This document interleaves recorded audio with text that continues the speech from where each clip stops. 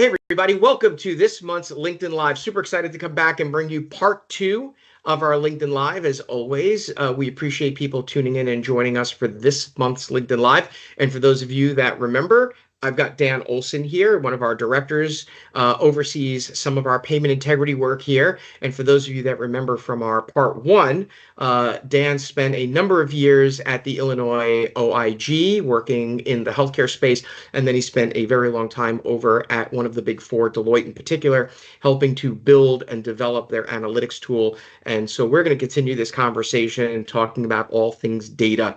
Data becomes an important part of your proactive and your reactive investigative work in the SIU space. It is an important piece when you're talking about retrospective reviews that are going to the SIU, and then also what we'll call, instead of prepay or getting away from the pay and chase, is the stop and verify, is making sure that you've got those claims being submitted in the right space. We're seeing right now a lot of payers are trying to come out with algorithms for things to reduce claims. We're seeing one particular payer is looking to have a policy that's going to reduce level 5 E&Ms by one level, level 4s by one level in the absence of medical records. It's really going to be algorithm based. It's going to be based upon diagnosis codes and the like.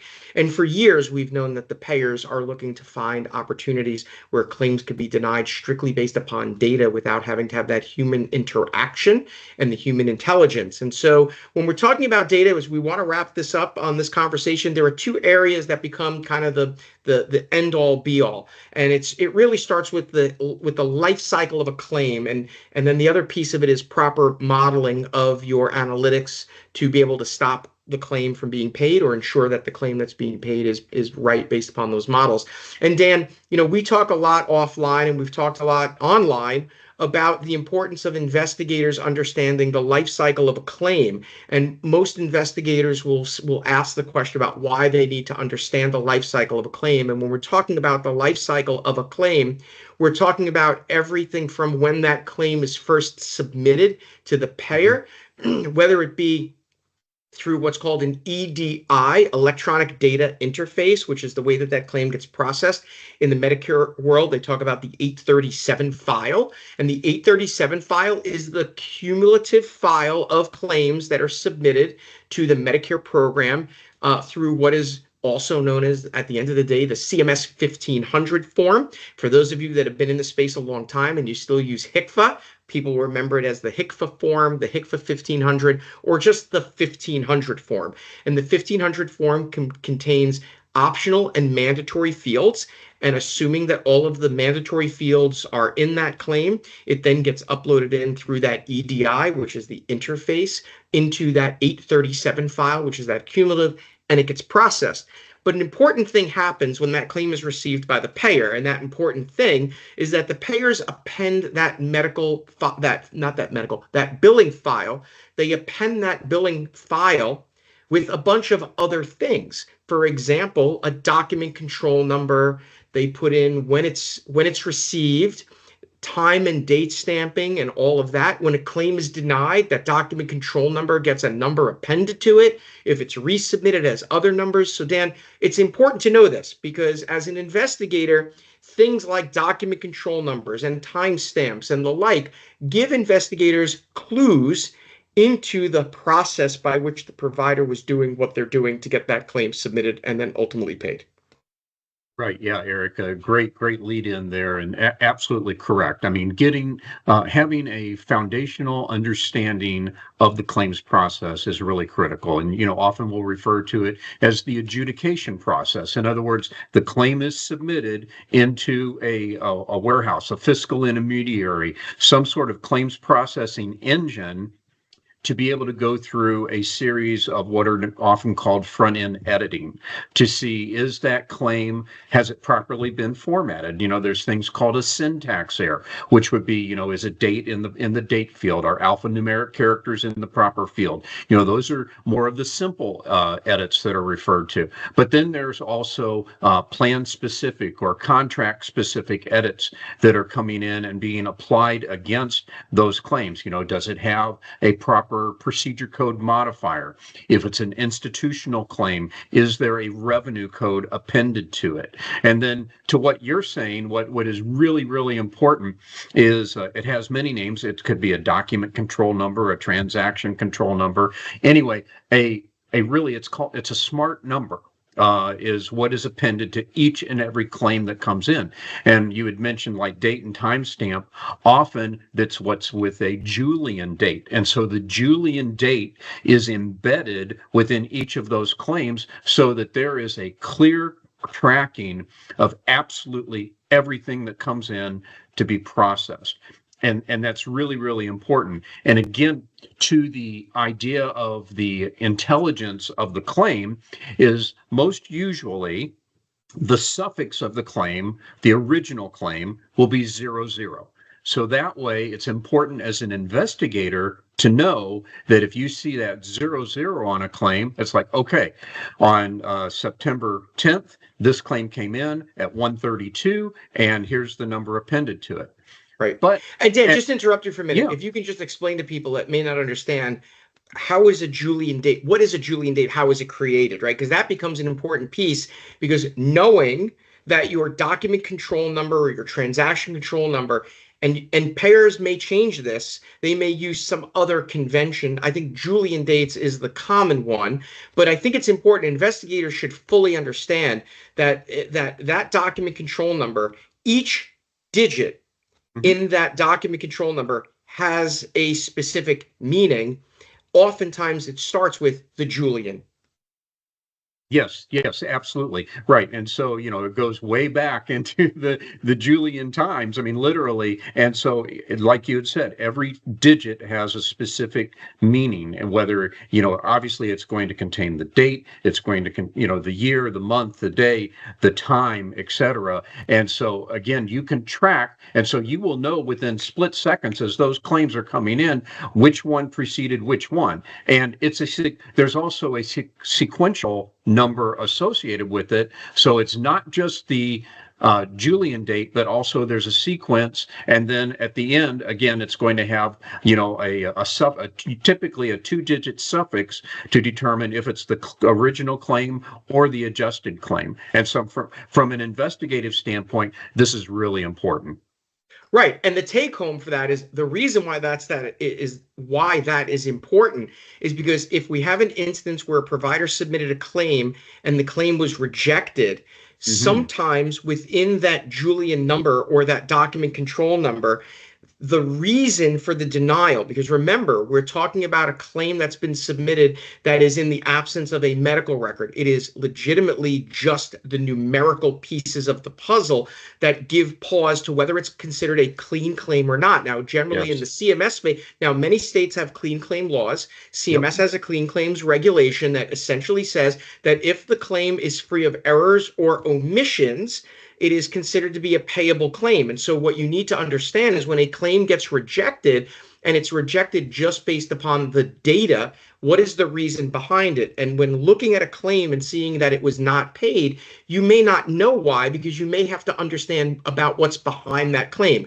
And we're going to get to that when we talk about the modeling. But the point of it is that when you have a document control number and you see that that claim has been submitted, there is typically going to be a number or a series of numbers at the end that'll tell you something, for example, of this is the initial claim, and when it's been paid, it's being paid. If it's denied, here's a number, and then that number cross-references to a data dictionary that tells you why it's not paid. And then the other piece of this is that when you have a claim that was initially rejected and then is then paid on a resubmission, understanding that that's the case. And I think where this becomes the most obvious was back in the times before compounding had as many front-end edits. And so when you have these front-end edits, you see a lot during compounding when, for those who work, we're going to get our geek on for a minute, but those who work in the pharmacy billing space, claims were submitted before there was a change made by what's known as the NCPDP. They went to something called the D.0 in about 2012. And when they went to D.0, it allowed pharmacies to submit claims for every one of the ingredients that was in a compound. Prior to D.0, you only submitted your claim with the NDC or National Drug Code number for the highest reimbursed drug. But with D.0, you listed all of the drugs. Well, that opened up the door for the fraudulent pharmacies doing compounding to list all of the ingredients that they want to include to get paid for a prescription, regardless of the medical necessity or not. And what we saw during that time period were a lot of instances of what they called test adjudications. The claim would be submitted, you would see what paid, you would reverse the claim, and then resubmit the claim for those ingredients that were paid or other ingredients that might have been payable. And so understanding your document control number history gives you, as an investigator, that granular level of information to be able to understand if a claim was paid or not paid. You need to have that data dictionary. So that becomes an important piece for an investigator that's trying to really deep dive into an FWA case. Absolutely. Yeah. I mean, the more information that you can have, at your desk or at your computer to be able to have those as reference points or to have, links on your favorites to be able to get to that information is really critical because, you could run a query or an analytic or something, and you come back and you're like, oh my goodness, look at all of these duplicates that are here. Well, you need to step back, okay, and take a look at that because it could be that when you are noticing these potential duplicates is that you are seeing both the original claim and the adjusted claim. So what you would need to do then is just adjust your logic so that only what I would refer to as the fully adjudicated paid claim is what you're looking at. And then once you get that noise, if you will, out of your data result set, then you can take the next look. So understanding the claim structure, understanding your document control number, understanding the void and rebill process, all of those things are really important. And to take time as an investigator to work with your client on the front end and to get a really solid understanding of their adjudication system is going to be really important. And just, I can't emphasize enough understanding how they process through and how they document the adjustment process, the rebill process, the void process. All of that is going to be really, really critical and help you as you are going through performing your investigations. And collaterally, part of understanding that is that you don't look at a series of claims with the mistaken belief that these are duplicate claims being paid or that the provider is engaged in some double billing fraud scheme or misrepresentation. It might just simply be that there's an edit in place that has caused that claim to be rejected for a technical reason or something. You just need to be able to know that. So that kind of gets to the other half. And I want to make sure that we have enough time to talk about this, which is, the modeling and, part of understanding the modeling. And by modeling, what we mean is that the algorithms, the analytics that are being done from an FWA perspective are in sync with policy. And that what you're not doing is relying upon aged analytics that aren't commensurate with policy. And the example that I'll give is in the world of policy. I worked on a project recently. It was a strict liability case where the policy was that the provider could only bill for X number of services in a rolling 12-month period. Anything above X number of services was considered medically unnecessary and shouldn't be payable, regardless of documentation. So here's an example of where the data in and of itself, in a strict liability instance, the data by itself will dictate whether there's an overpayment or not. The problem in this case was that while the policy reflected no more than 5 of whatever the procedure was in a rolling 12-month period, the payment system was not updated. And so the provider gets an overpayment letter saying that he owes X number of dollars. This was an OIG case where, he owed all of this extra money. And it was because there wasn't something that rejected those claims. Now, I'm not saying that at the end of the day, there isn't an onus on the provider to understand the policies. And there's always going to be the argument knew or should have known. And, you have to keep abreast of all the policies. But from the payer side, when we're talking about front-end approaches, this is an exact example of where a front-end approach would have stopped that money from going out versus a pay and chase, where ROI is now reduced. You've now got manpower that needs to be put into doing the analytics to identify this, creating the overpayment letter, negotiating the settlement. But there is this important factor, which is that your models should be commensurate with current practices and policies. And that's why, from an analytics perspective, your analytics programmers and your data people need to be very in sync with your policy people to make sure that when a new policy is out or a revised policy, someone is looking under the hood. Yeah, Eric, so much meat that is right there, and we could probably spend the rest of the time just on that thought, but let me just elaborate a little bit. So I would say the more front end work that you can do, take your time and spend your time on the front end. And with that, to me, I'm going to bucket it in two areas. I'm going to bucket it in the team that you should develop to do that, and then in the documentation. So let's talk the team, which you alluded to, is it's not just your data science team. Clearly, you need your data science team, but you also need your subject matter experts or specialists that have a strong healthcare knowledge to be able to bring those types of analytic ideas to your data science team.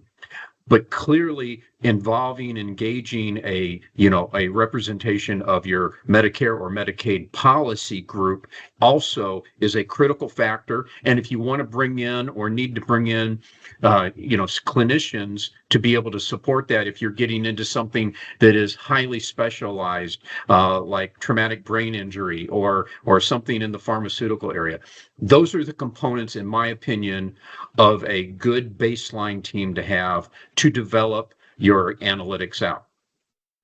Then let's move over to documentation. You had mentioned policy. 100%. Let's make sure that we've got proper policy to be able to support what you're trying to accomplish. But there's also the aspect of remaining current, and part of that is making sure that you have not just policy, but make sure you have your contractual language that is there, your plan language. If you are in with a client that has multiple plans, those plans are going to be different, and to be able to bring in those nuances, as we would like to say, to be able to work those into your analytics is critically important. And don't forget your fee schedules, because there's going to be different payouts for each of your different analytics that could be there.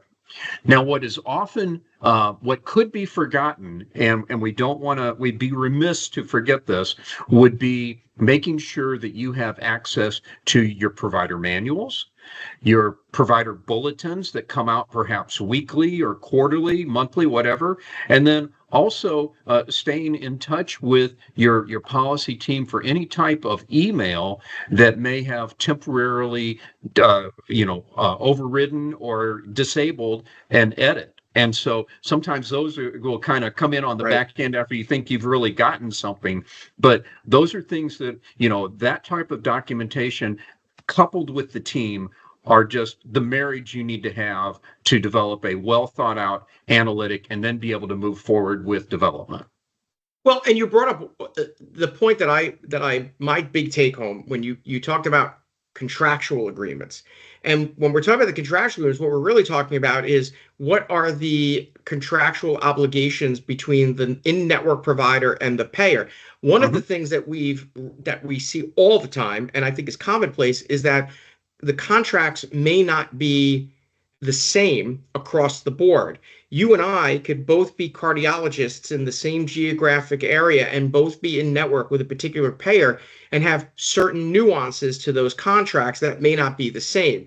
And what we have often suggested from the payment integrity perspective is that they should be the same, because in some instances you may have a carve out that allows a provider to do something, and in other instances that carve out may not exist for a similarly situated provider. And at the end of the day, you may have an instance where you think that there's an FWA issue with one provider versus another, but the problem is that you're not treating your providers equal. So who's wrong and who's right? And the question is, neither of them are wrong and neither of them are right. Move on, because what you've done is you've created an environment where you've got, there's an equity issue here. And so that becomes problematic. So we always say that it starts with having similar contracts across the board by that specialty, so that you have that consistency. Because now what winds up happening is, do you, from an analytics perspective and a modeling perspective, do you now have to start creating sub rule sets for each provider based upon their individualized contracts, which would be nearly impossible if you're a large payer and you have thousands of providers in your network in a particular geographic area. How do you create a separate rule set for each one of those and keep up with that? So that becomes an inherent challenge. But I think the broader discussion is, there has to be a constant interaction between policy and payment integrity to ensure that when there is an update in the policy, it's added. But then there also has to be, from the data science perspective, they need to routinely test that algorithm to make sure that those claims that should be denied for policy, and again, we're not talking about whether you agree or disagree with the policy. The policy is the policy, and if you get a claim denied, there's appeals rights. We're just talking strictly from the modeling that the teams absolutely need to work together. So as we kind of wrap up, Dan, kind of give us, in the perfect world, what does that look like? Is it monthly? Is it quarterly? Is it weekly? What do those meetings look like? And you've done them. So what did you find? What are the best practices that you see? Right. Yeah. So, I mean, regular communication is always important, and I would say no less than monthly is really good to evaluate your analytics. I think it's really, really important. We would say, all of us would agree that fraud is dynamic, and we're constantly facing that battle of the fraudster trying to subvert the analytic or the edit that is put into place. And so it is critically important that once you have moved in your model development lifecycle from execution or implementation of your analytic, to then be able to evaluate it and determine, how well is it hitting or not. And that's where you can get into your monthly or your quarterly meetings. I would certainly not wait longer than quarterly. But to have that tuning and training process, to have that feedback loop implemented, those are two critical components to be able to regularly perform that monitoring of your analytics, then to be able to make sure that you have the proper interpretation, meaning that you're working with your clinicians, you're working with your policies team to make sure that the analytic is firing, if you will, on all of the right cylinders to get you the results. And if you're doing that, then the end goal obviously are good and better leads for your investigative teams to work, and a lesser volume of false positives. Well, ultimately, that's where we're looking to go, is we need to keep that false positive percentage as close to zero as we can. We know we're not going to hit zero, but to be able to evaluate that regularly is really important. And I think there's, the two other little takeaways is that, first, if you're going to have a team that's meeting quarterly, that doesn't mean that you wait for the quarterly meeting to deploy the analytics that are needed, right? If they have to be deployed. The other thing is, if you're meeting, even if you're meeting monthly or quarterly, whatever it is, if there's a policy that's being implemented in the future, it is certainly worth having your engineers run something in a test environment. Absolutely. Because you want to be able to go through and identify, is this going to work and is it working right, and run things through a test environment to beta test, as they call it, right, to make sure that you're doing this the right way. And there may even be, if the medical direction is looking to create a policy, maybe you start working with your team to shape what the billing part of the medical policy is going to be at the front end, so that you get this right. Because at the end of the day, front end is going to be the stop and verify, and the back end is always the pay and chase. Always. That's just kind of the way it is. We see that we see that in the industry all the time. So certainly there should be committee meetings and all of that. And I think that as we start to progress, and we're starting to see it slowly in some of our plans that we work with, is a greater integration between SIU and payment integrity. And then I think where there has to be even further is bringing in enrollment, the provider Yes. enrollment team, medical direction and policy. There has to be payment integrity. It's a little bit like when you work in a prison. Everybody's a corrections officer because when something bad happens, even the secretary needs to help out. It's a little bit like in a plan.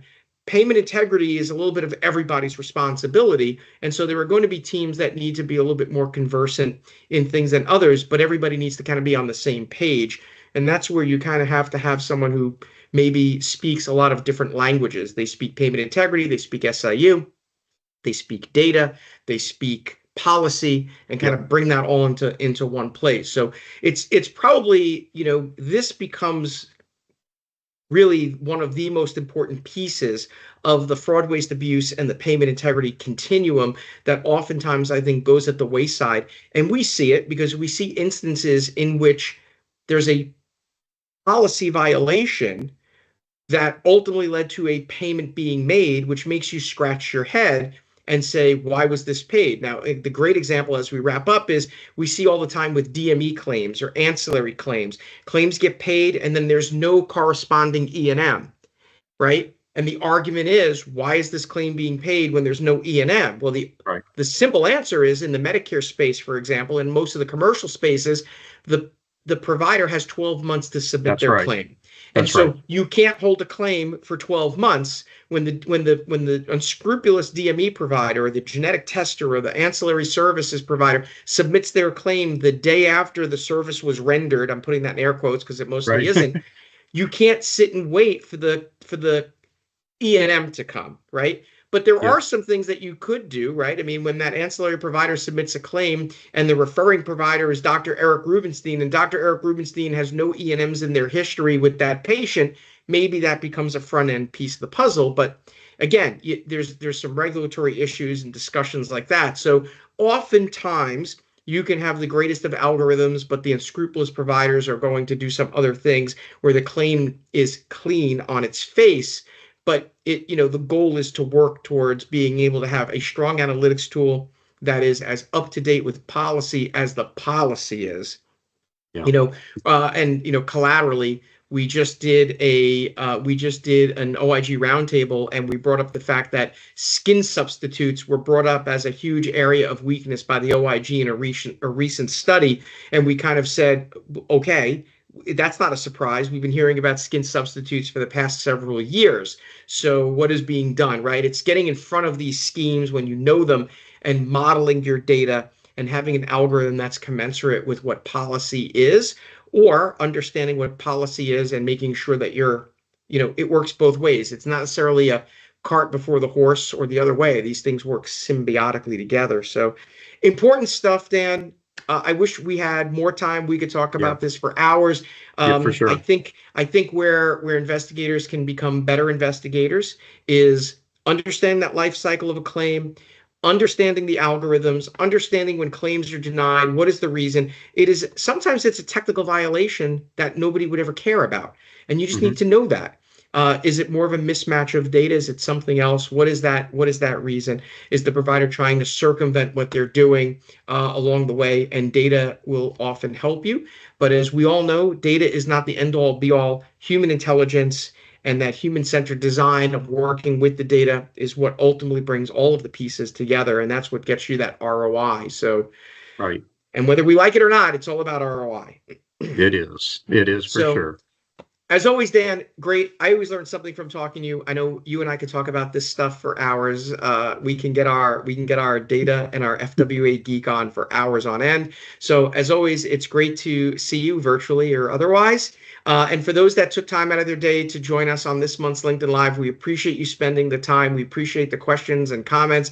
And as always, we look forward to seeing more questions and more topics to suggest for our LinkedIn Lives. And until next time, we'll see you on the next LinkedIn Live, and we'll see you each week on the OIG Roundtable. Thanks for participating, and we'll see you